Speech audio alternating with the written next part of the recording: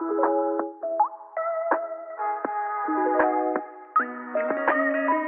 everybody.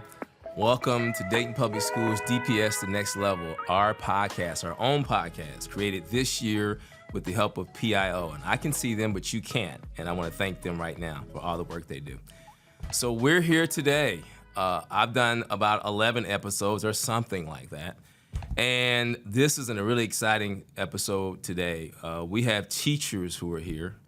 And these teachers were selected by the curriculum team, principals, the associate superintendent, the chief academic officer, both the chiefs of schools, the Office of Exceptional Children, Shelley Dinsmore.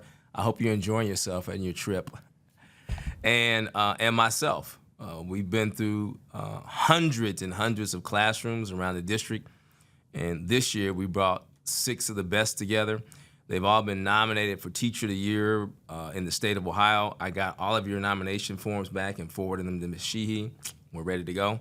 And so this is what we do in Dayton Public Schools or in schools in general. It all starts with teachers. And I am so excited to be here with 6 of the best.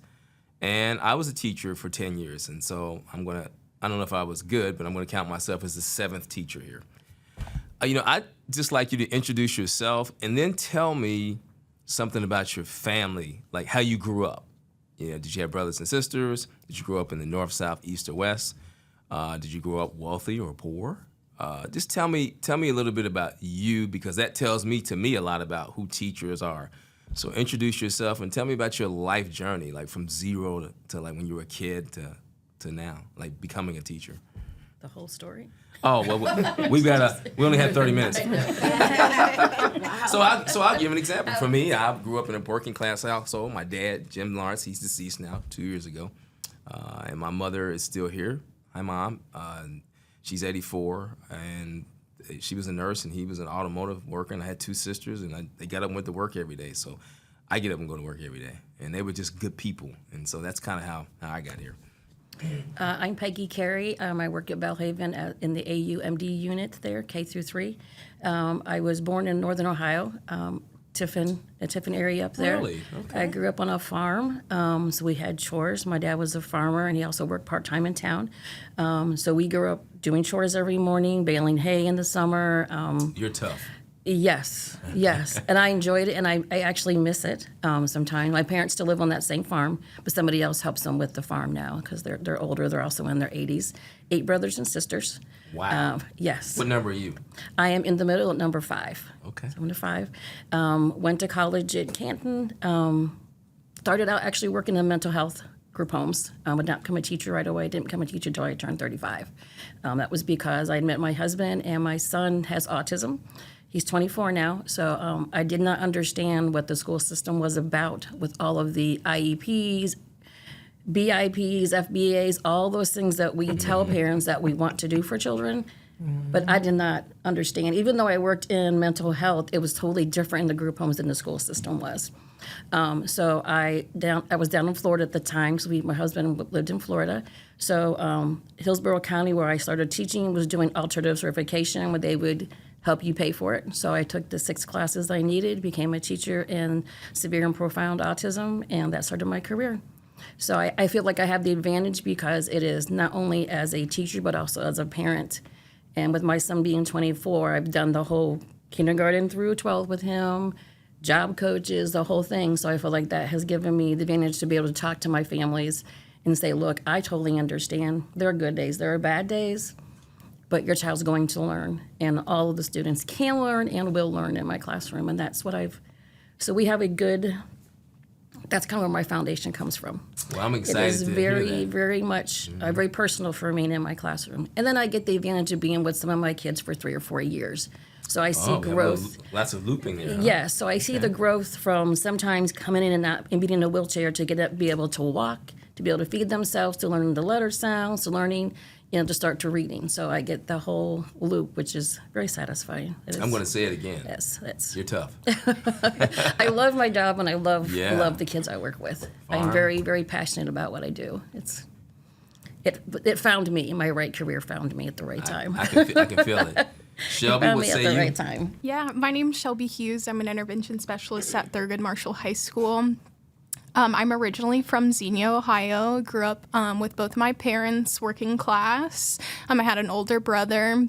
I knew pretty much from a younger age that I wanted to be a teacher. It was instilled in me to love school, and that college was the only option for me.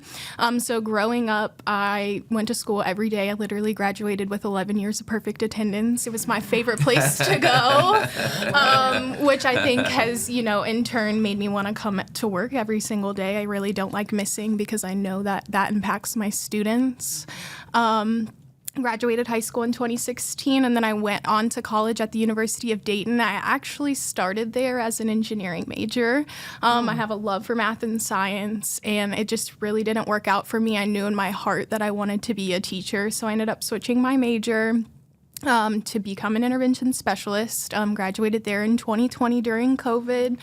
And then actually in college, my mom decided she was going to have another child. So I have a little brother who's getting ready to graduate kindergarten this year. And that's just such a joy to see him. He's kind of following in my footsteps with a love for school and math and numbers and things like that. And so I actually specialize in math at my school. And I just love being able to make the content accessible for my students and to really try to bring them out of their comfort zones and encourage them and just kind of build up their confidence in that and expose them to things that they might not have necessarily been exposed to. I so appreciate that. I'm energized. I'm going to sign up for your class. Thank you. Ms. Wise? Hi, I'm Donna Weiss. I'm EL teacher at Fairview. I've been in this business a while. I graduated from high school in 1984. I went to UC. I got my master's right out of undergraduate. I got my master's in 1990 in reading and disabilities. Back then, it was called literacy, but basically it was a focus on reading disabilities. I started out teaching 7th and 8th grade at Gamble Middle School in Cincinnati Public. Came to Dayton, married my husband. I went to work for Dayton. I went to work at Webster, teaching back when Webster stood 3 blocks from Children's Hospital. It was a very cool building.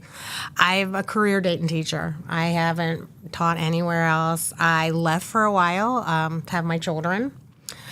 My parents were first-generation Americans. From where? They were born here in the United States. Both my parents were from Boston, but my grandparents were from Eastern Europe. Okay. My father went to school on the GI Bill. He was a World War II veteran. He took education very seriously because it was the fact that he served during World War II that allowed him to go to college. He came from, people that came to the United States for better, and he worked hard all his life. He went to med school, and he served here in East Dayton. His office used to be on Wayne Avenue. When I first came to Webster, I actually had students in my classroom that were his patients. And I can remember having a conference trying to tell a mother that her child was really struggling. And at that time, my father was sick. He was dying of colon cancer. And she said to me, yeah, it's all right. Whatever you have to do for him, how's your daddy? Because he kind of instilled in me the exact thing. If you treat people well, they will treat you back well. And if you couldn't pay him and you brought him a bag of corn, that was all right. It was okay. He would come home in the summertime with bags of tomatoes and cucumbers, and it was okay with him. He did it he loved medicine, he loved science. That was him. I try to put that same. I love what I do. I love to watch my kids grow. And I'm K-6, and I'm the only EL teacher at Fairview. So I see them, and I see the brothers and sisters. So I kind of see how they interact with each other. I see similar traits, all that kind of thing, and it helps you reach them. And I guess I went back to get my endorsement in 2020 because for a while I was in reading specialist at Ruskin before they got Title I kind of got. It was such a high population, and I think we had a lot of Turkish kids at that time, and the Eastern Europe, that way kind of reminded me of my grandparents, and I just had such a love for the kids in the old world way. It really inspired me to go back and get my endorsement. And this is probably the most fun job I've had in Dayton. Like, I love what I do. This is what I'm going to finish out my career with. I love my kiddos, and I love watching them grow and really teaching the older ones how to remember where they came from. Like, you do not have to act American. You bring so many wonderful things to the table. I want you to embrace that. I want you to embrace who you are, remember who you are. So that's me. Well, I knew these stories were going to be amazing when I started off with this question, but I didn't know that it was going to be even better than I could have ever imagined. I've spent some time in your classroom. I had a ball. You were phenomenal. The energy that you have after having done it all this time and the care, it is self-evident. I think for me, that's one of the best things about being a superintendent. I have a team that allows me to drive around all day long and go to classes. And so I think that is unique, and that I get a chance to be that active as a superintendent and see instruction every single day. Kim, what you have? What say you? Okay, hello. My name is Kimberly Ramsey. I have been teaching in Dayton Public Schools for 29 years. I come from a family of preachers and teachers. 29. You started when you were, what, 10? Oh, yes. You know, yes, Okay. yes. Thank you so much for noticing. Yes.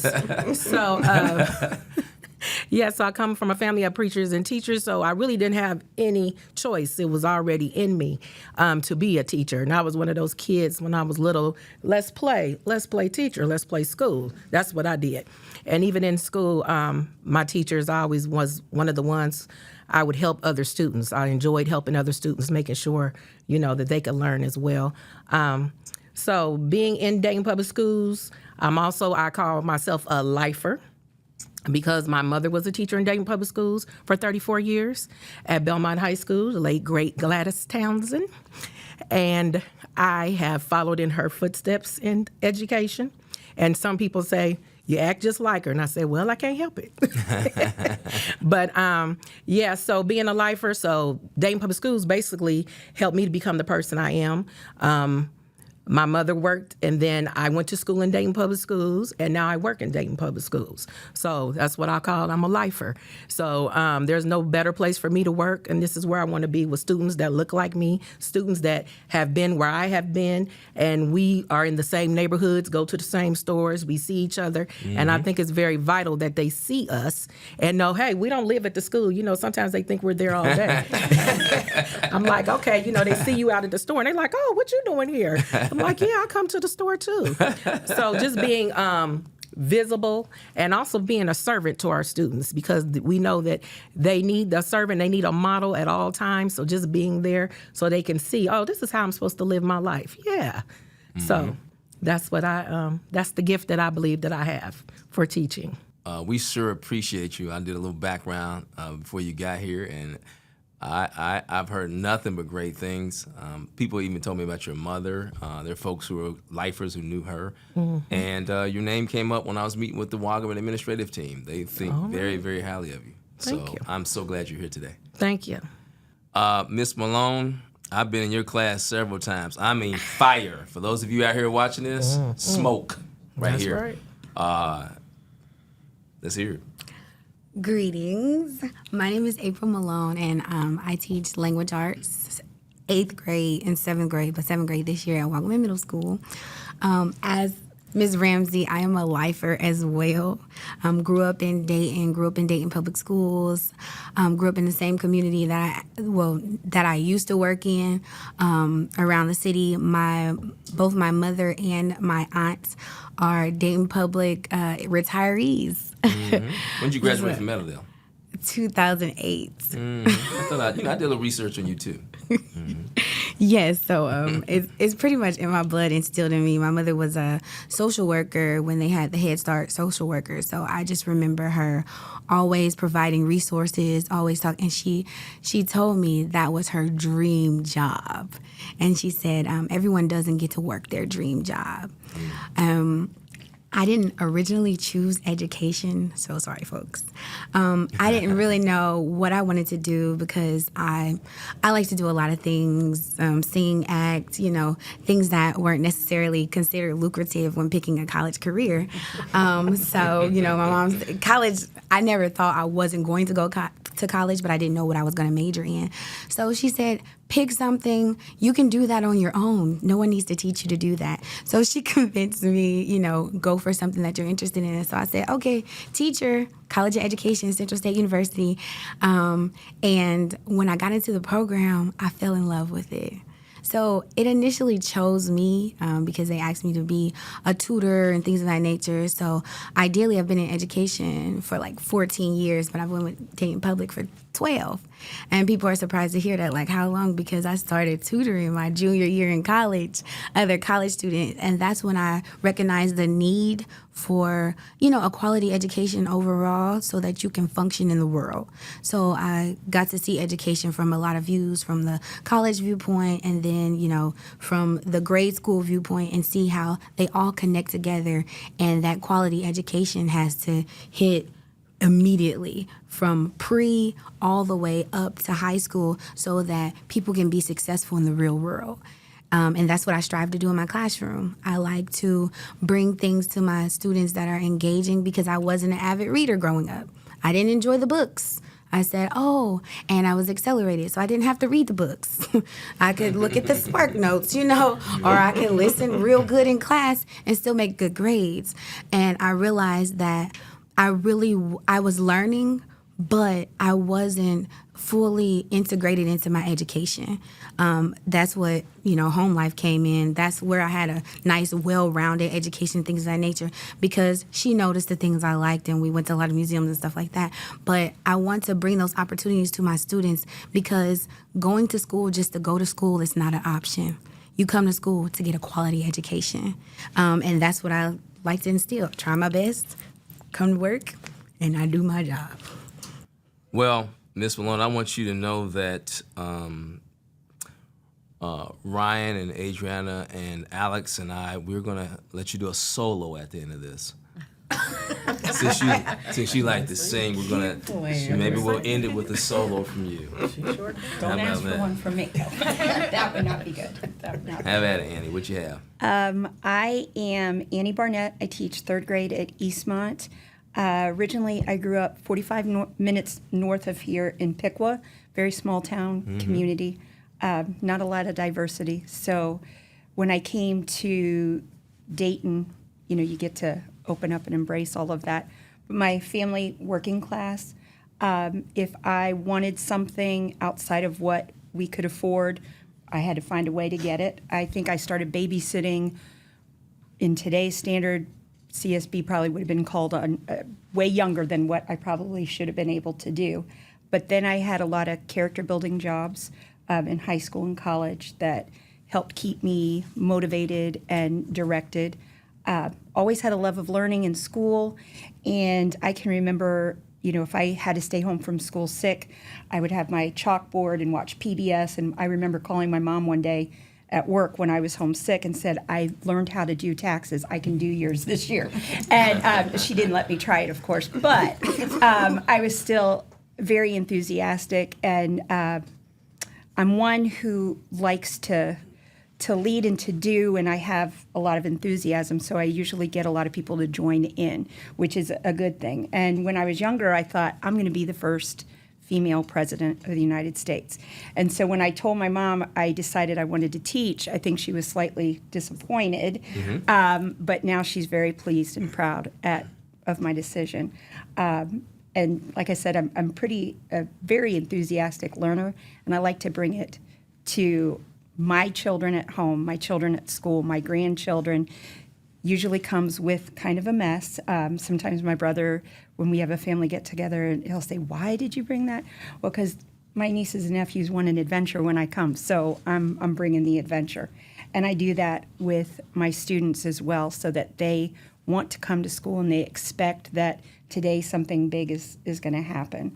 I know some of my coworkers, if I say, hey, I've got an idea, they're thinking, oh, no, not again. And then they'll usually join in, and at the end of the day, they'll come crawling and they'll say, I'm going to get you the next time you have one of your ideas. But they usually turn out pretty well, and the kids are excited to do all of those things. Had a family of educators as well.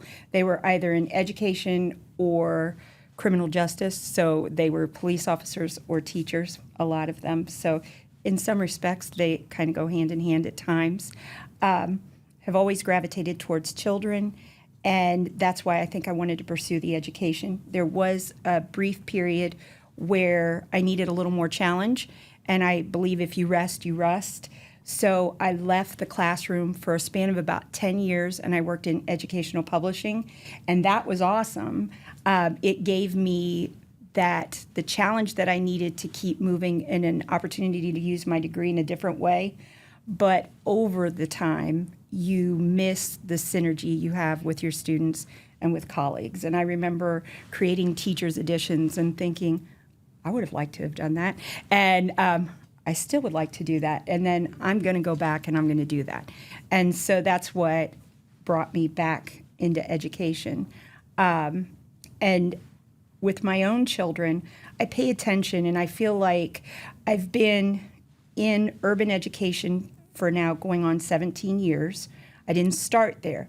But this is where I feel the most at home and the most need.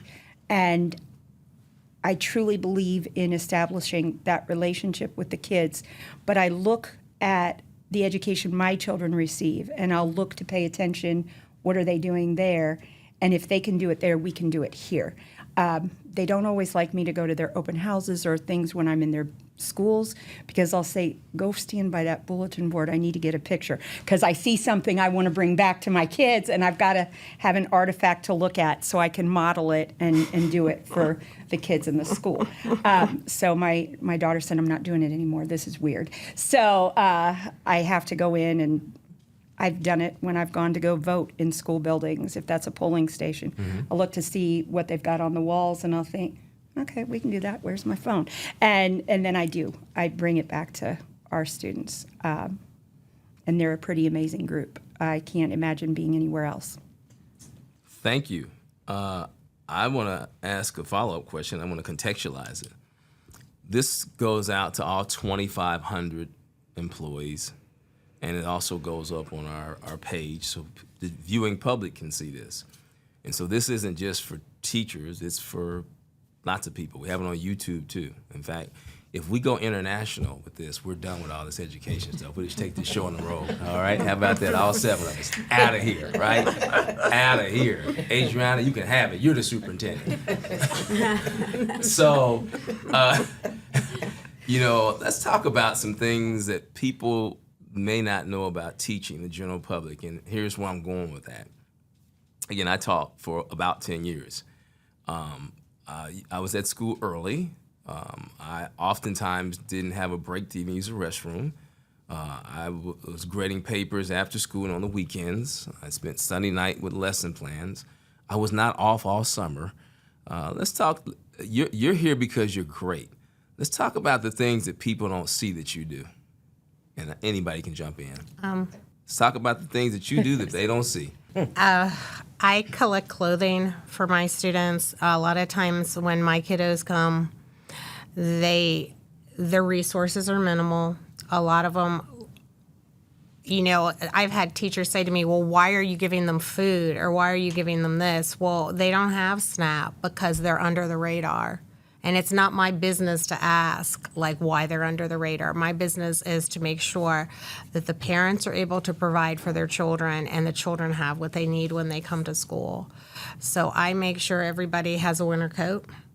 And if I have extras, teachers come to me and be like, do you have a size? They're all hanging. I hang them all up. I'll pull them out, You look like which one? Try it on. We do a whole thing. So I outfit them. I've got right now one of the ladies, and her name escapes me. She's the head of the music education here. Val? Yes. Milligan? Mm-hmm. Mm-hmm. She was I guess, heard that I was doing that, and she helped fund my summer coat collection, like my spring coats, because a lot of times my kiddos, and even it's not just my kiddos, it's a lot of kiddos in Dayton, they have a winter coat, and that's it. But, on in between days, you're sweating to beat the band in a winter coat. You need an in-between coat. So now I have all my in-between coats lined up. And as my kids are coming in, and I'm like, come here. And they know. I had 2 years ago a little girl come to me, and I had lunch duty, and she was pushing another one. Like, they were 6th grade at the time. And she's like, ask her. I'm like, what? I wouldn't have never expected the question that came out of her mouth. And the other one's like, I need help getting a bra. So my daughter is 21. And my daughter's a hoarder, so I knew I could go home to her drawer, and she only had the good stuff at school. And so I just fished, and then they came down, and of course, where are you going? No, we have to see Mrs. Weiss, and there's like 4 of them, and they're holding the other one's hand that's in need of the lingerie, and I'm like, they're for me. It's lingerie. Step to the right, and I made a joke, and I took, the girls went with her. I opened the teacher's restroom. I'm like, you go in and you make sure it fits her correctly. And then they're like, she'll take these 3. I'm like, awesome. Why don't you wear one, baby? But I really try to be that liaison between school and home. And sometimes even culturally, it's embarrassing for them to go, like, that's not, they don't talk about those kind of things. I've helped young girls track their menstrual cycle because nobody at home is talking to them about that because it's done differently culturally where they are. And, you can't just do your thing. It's not in the United States, in a school. So we've gone through, they know I have a drawer, they go to it. I have a drawer with a washcloth and a soap bar soap and toothpaste, toothbrush, and they just take the baggie and go. And deodorant. Like, it's very, it's no big deal, I guess, in my room. You can come and ask me, and a lot of times they'll bring friends that are not necessarily my kiddos, but they'll just bring a friend. Is it okay? To the viewing public, we don't just work 8 to 2:30 and off summers and weekends. No.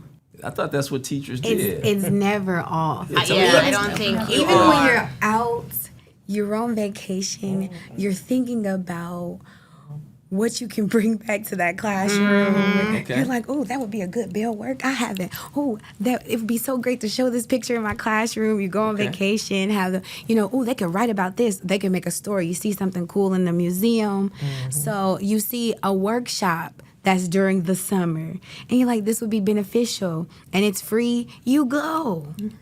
With no pay. You may not get the credit, but you go so that you can be a more informed teacher and so that you can continuously hone your craft because education is an ever-growing thing. So you can't turn it off. Everywhere you go, you're seeing something you want to bring back to the classroom. You're in the store buying things with your own income, and you just don't think about it. You're like, oh, my kids need this. You're a reactor. You're in the store. They're looking in your cart like, really? Okay. You don't even have children. What's that in your cart? I'm like, wow. Well, let's talk about it.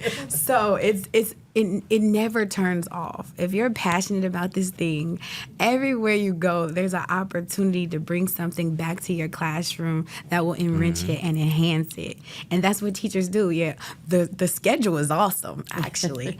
However, off is not really off because in the back of your mind, you're always looking for something to engage kids. You're tuning into the news. You have to be a current, event person so that you can know what's going on. So it's never off. And even when you retire, ring, ring, ring. Well, I heard you retired. Come back and help do this, that, and the other. So it's really doing that right now. It's a lifetime job. If you love it, it's a lifetime thing. And when you're in it for the long haul, it's worth it. So. And I think to piggyback on both of those is that getting the family involved, sometimes you don't realize it becomes a whole family thing. And you have families call up and say, look, we're really struggling right now. Can you help us? Can you get some resources? What do we need? Yeah. What is it? And you'll be like, yeah, what is it you need? What is you need? Well, our water isn't on, so can he shower at school? So, yep, like you said, we have things that we keep a basket of stuff at school. There's a shower in there. You go in quietly, help them shower, clean up. They go Because you on their can't day. do Blooms without the Maslow. Exactly, yeah. And you have kids that need those. We have our occupational therapist, and we made a food pantry at school to help out with kids that come in who are just very hungry. Give little bags to take home on the weekend with them, things like that, because those basic needs aren't always met. And it's hard for families to come forward and say, okay, like, we're struggling. But if you build that relationship with them first, with their child first, and they see you're really there for that child and you're working to improve, and they see like, oh my gosh, I was told my child couldn't do anything, but you're having them do things. Like I'm trusting And they you trust with them. They trust you. when you have Yes. something to Yes. to bring to Yes. them. Yeah, I have parents that are like, what do you think is best for them? When we have IEP meetings, some parents absolutely hate the IEP meetings because they hear so much negative. It has to be a positive meeting. It has to be like, look, this child is making so much progress. And it may not just be in, oh, they know their letter sounds. They are now walking. They are now feeding themselves. They're now sitting for 10 minutes in their chair and doing some work. They are now, it starts from the very beginning. And this, I could talk forever because this is very personal and very passionate for me and with my kids, personally at home and at school. It's improving their entire life.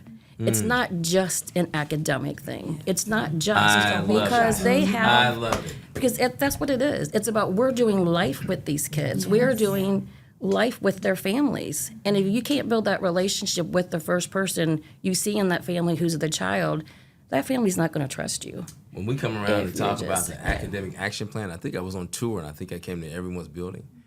There's a slide in there where I talk about this being a holistic approach to developing children. That in fact, I believe test scores will get better. I really do. But let's start with developing the whole child. Yep. Let's start with bonuses for teachers to come back because I need you back. Yeah, let's start with how about that? I think it- Let's start with these kind of 5 C's and dealing with culture, right? Yes. You fix culture, you'll fix these test scores. Those things will come, and listen to all the things that you do that are outside of teaching, right? And I think that's important for the viewing public to see and to know. All of you have like a 24/7 passion for the job. And this will be my next to last question. I think, is that something that you're born with or that you can develop? And the reason I ask that is I want to instill this in all 913 teachers, right?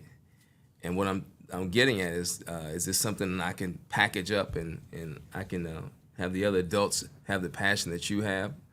Or is this just, you're just great? I saw that smile, Shelby. You started off. What's the story? What do you think? I think it's something that you're born with and you can instill. I think it's just really important to get to know your students, what they like, what interests them, where they come from, and just letting them teach you things. And I think that kind of gets that spark. Like, I don't look like my students, but I want them to tell me who they are, what's important to them, and also, excuse me, I'm sorry. Also learning how I can be a safe place for them. And I think that if we come together and help each other out, that we can share that spark with each other. Gotcha. It's that spark that will ignite into a flame. Yes. If you create that culture where you have those enthusiastic, lifelong learners who are there to share and to give, then you can't help but get caught up in it. If you're in a place where there's a lot of negativity or people who do things one way and aren't open to something else, then you become where you are. And so I think if you bring it, you can't do anything but join in with that kind of movement with the kids. And I think it's that spark. If you have that passion, some of us are born with that passion. I think anybody in education is born with that passion. And if you have compassion for other people and you combine the two, then you can see past maybe where they started and have a better idea of where they can go. And it's not, most of our kids, most of my students don't ever leave their zip code. So how will they know what they don't know? How can you tell them, I see this in you. I think you could do X, Y, and Z. And if they start coming in and sharing, this happened last year. I had a group of kids crazy over Legos. And they would come in. I swear this one young man, he probably went home every night and had a pot or two of coffee and was up all night creating these incredible structures. And he would bring them in every single day. And I said one day, wouldn't it be great if we had a Lego club? And then I thought, wouldn't it be great if we had a Lego club? Let's have a Lego club. Let's do STEM. And we started a club at school. And now, there's 3 teachers that come. We have over 70 students who show up. We don't have very good materials, but they don't seem to mind. We have everything we have was donated. There's this one circuit kit, and this one little guy, he came up, he said, look, it's broken, but look what I could do. It's supposed to go forward. It won't go forward, but I made it go backward. And I said, I think you're going to be an engineer one day. He said, I think I am. And that, it's the most fun of the entire month is those times just with the kids, and you get to sit and listen and do, and you hear who likes this and who wants that. And then you also start to notice, because I've got students from all grades that'll come, and it doesn't matter how old they are, they still want to hug, but they bring their interest. And when I leave STEM club, I might have things in my hair. They might have created tattoos on my hands, and I've been playing checkers or something with another group. But they know that that's their place, their safe place to land. And we can bring those opportunities. We don't have to wait for someone to say, we need someone to bring this opportunity. If you listen to what your kids want, you can bring it. And slowly you'll start to bring other people along, because they hear the laughter and the fun, and then you got people peeking in, like, what's going on in here, and they want to do it too, I hope. Kimberly, you sat up when we first started this podcast and said, I'm a lifer, it's in my blood, I'm a preacher's, teacher's child. Tell me, and I see you smiling, I've seen you in the building, how do you deal with the negativity? Like, I hear it sometimes when you go to the teacher's lounge. How have you dealt with that negativity? Because I don't see a negative bone in your body. How do you deal when it's around you as a teacher? Well, I don't deal with it, because I always tell them it could be worse and show them positive things. I was going to say, we have a lot of young people at Wagaman Middle School that are teachers that did not go to school to be teachers, but I think they're loving being teachers now. Okay. I'm seeing them develop. Okay. And I see how they want to be there. They come to work every day, and they're there for our children. They have good relationships, and they're fostering these relationships and bonds to be great teachers. And I'm encouraging them to stay, because I'm 29 years in. We're trying to figure out how to pay for their schooling. Okay. Yeah. Because I think we have some at Wagaman that would be brilliant, excellent teachers. Okay. And I'm there encouraging them every day. I said, you can always find the negative, but look for the positive. Learn what to do, not what not to do. I have a special question for you. Yes, sir. You said 29 years? 29 years. I mean, it doesn't look like you're going to stop. I see the energy. I'm aging backwards. Right. You gonna, because I don't do the negativity. You going to do 10 more? I might. Okay. Yes. I go need in you. smiling, and I come out smiling. Okay. Every day, don't I? Every day. I want to close with asking our 6 candidates for Ohio Teacher of the Year. For those of you who don't remember, I said at the beginning, these are our candidates for Ohio Teacher of the Year. We have submitted all their names, and they're in the pool, and we'll see what happens. I would like to ask them to, and it doesn't have to be one of the 5 C's, because I'm going to use one, but it doesn't have to be that.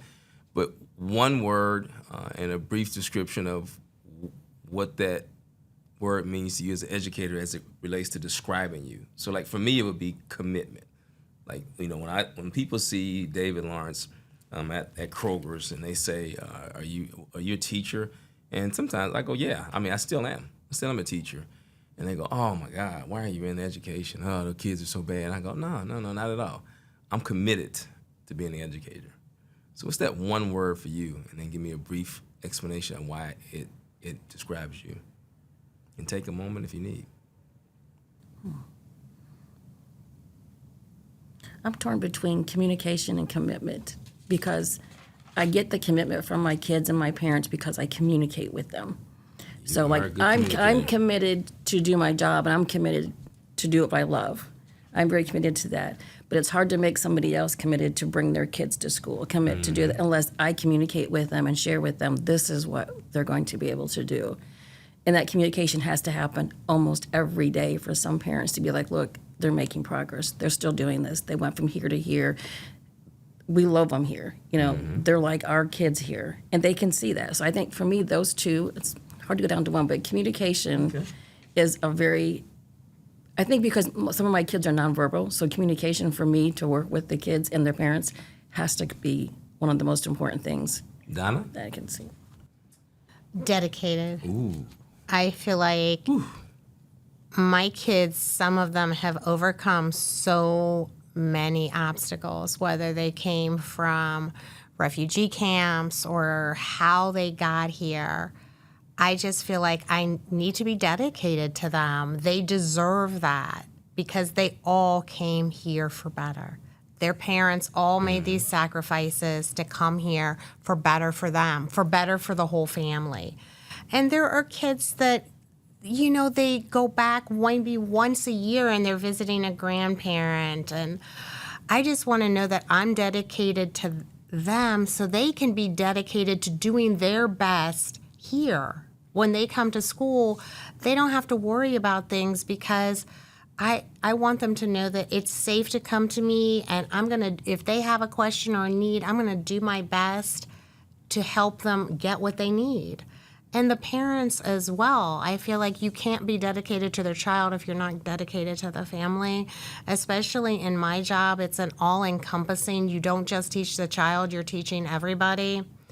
Because a lot of times the kids will be like, you know, if I give them a book to take home, I'm like, read to mommy. And they're like, but mommy doesn't understand. I'm like, well, you need to teach mommy. You're mommy's teacher. We all learn from each other. So, and the parents have said to me, I'm learning too. I'm like, Yeah.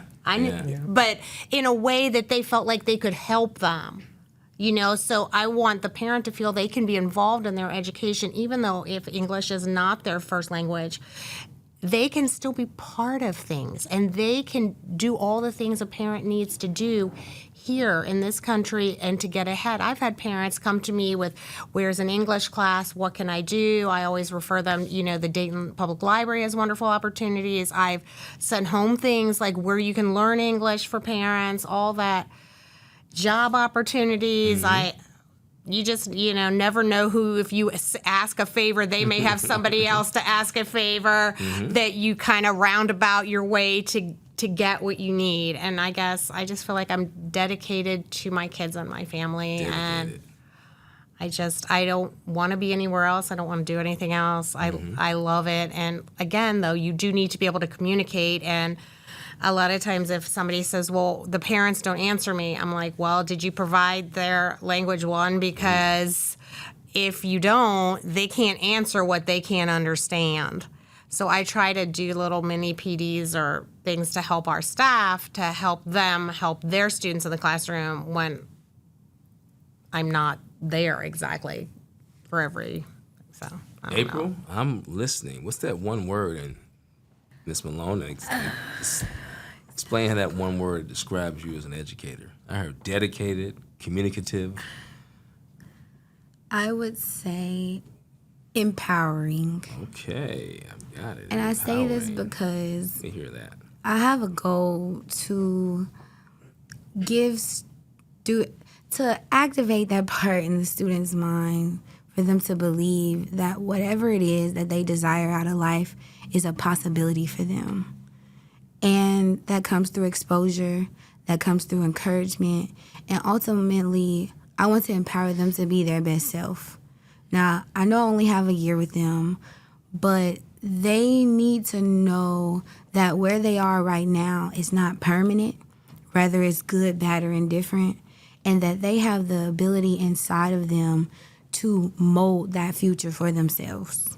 So ultimately, I want to give them as much exposure to things inside and outside of school that I can, so that they know, hey, whatever I'm dreaming, whatever I'm going after, whatever I desire out of life is a possibility for me if I put in the work. WRK. Annie, what's that one word that you go, man, that describes me as an educator?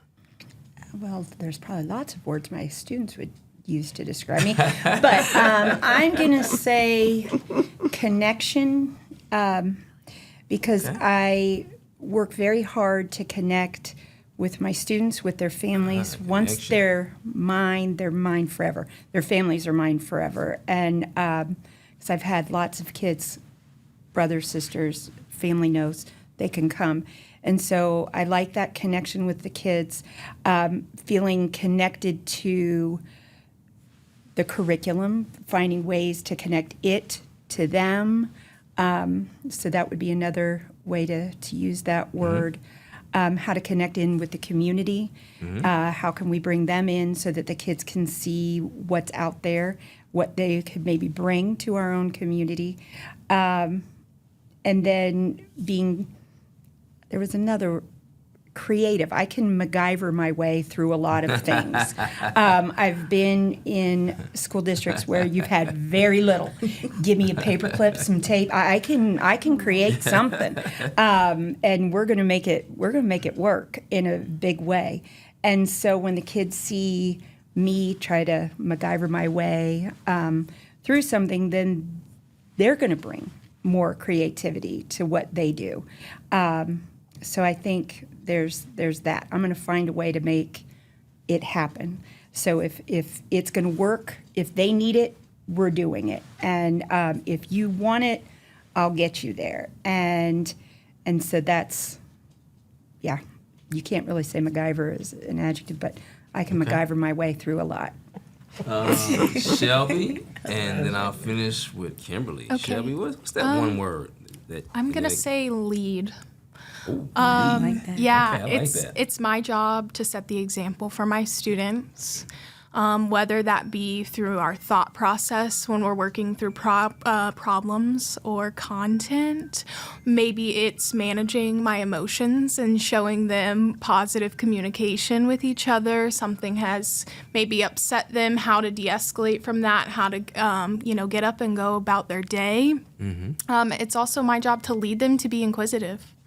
Ooh, I love that word. inquisitive. Yeah, I love to, that word. to give them those guiding questions that spark them, to get them through that learning process. So yeah, lead for me.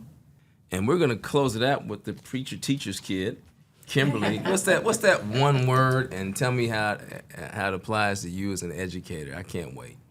Okay. Well, I was going back to the 5 C's. Okay. And the word that comes to mind is collaboration. Yeah. Because I believe without collaboration, there is no commitment.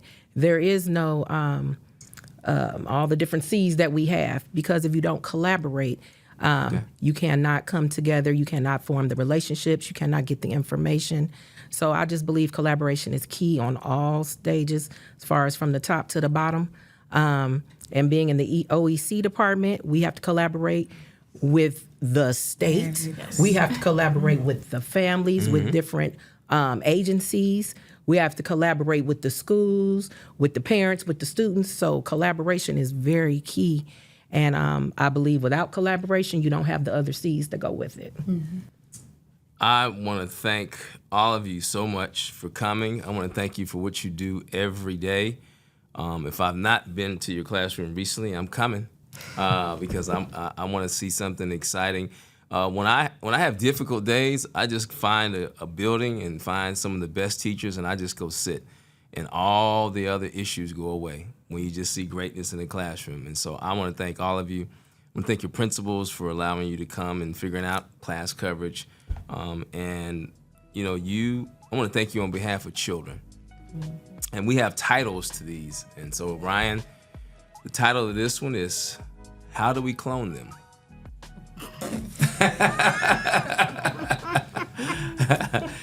Hey, DPS Next Level, we're out of here. We're out.